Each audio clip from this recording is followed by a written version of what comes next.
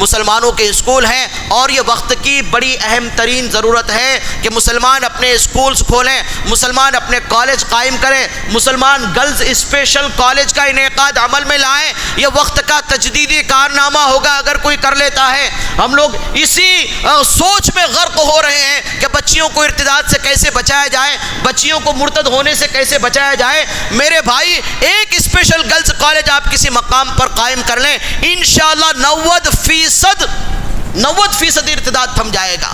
تعلقات یہ قائم نہیں ہوں گے، اور ان کے ساتھ چائے نوشی نہیں ہوگی، اور ان کے ساتھ ڈنر نہیں ہوگا، لنچ نہیں ہوگا، تو تعلقات کیسے قائم ہوں گے؟ یہ 90% اس کا حل ہے۔ کاش کہ کوئی اللہ کا بندہ کھڑے ہو جائے اور اس عمل کو انجام دے۔ اب وہ فیس بک سے، واٹس ایپ سے، دیگر چیزوں سے وہ صرف 10% ہے، اس کی اتنی کوئی زیادہ ویلیو نہیں ہے، اس کا اتنا کوئی اس میں اثر نہیں ہے۔ تو بہرحال ہمارے بچیاں جو اسکول میں پڑھتی ہیں، یوم جمہوریہ کے دن ان کو گیت دیے جاتے ہیں جو پوری میوزک پر بجائے جاتے ہیں، اور ان میوزک والے گیت یا نظم پر ان بچیوں کا رقص کروایا جاتا ہے۔ یہ حرام ہے، یہ ناجائز ہے، یہ کسی بھی طرح جائز نہیں ہو سکتا ہے۔ لہذا بڑے ادب کے ساتھ میں آپ کے حوالے سے یہ بات نشر کروں گا، اور آپ اس کو پھیلائیں گے کہ جو لوگ اسکول اور کالجز چلاتے ہیں وہ مسلم بچیوں کو، اور بچیاں برقعے میں آتی ہے، کتنے افسوس کی بات ہے، برقعے میں وہ ڈانس کی ایک شکل ہے،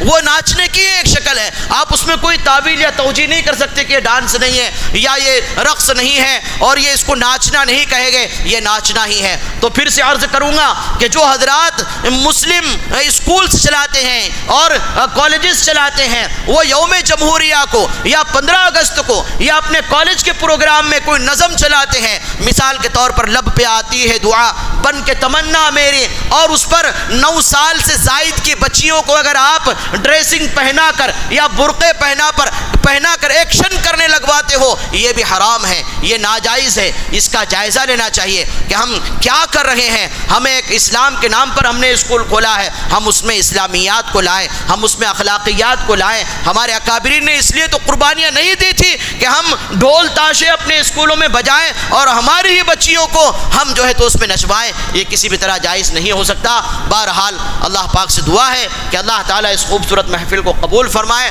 اور اللہ تعالیٰ ہم سب کو اپنی حقیقت سمجھنے کی توفیق نصیب فرمائے۔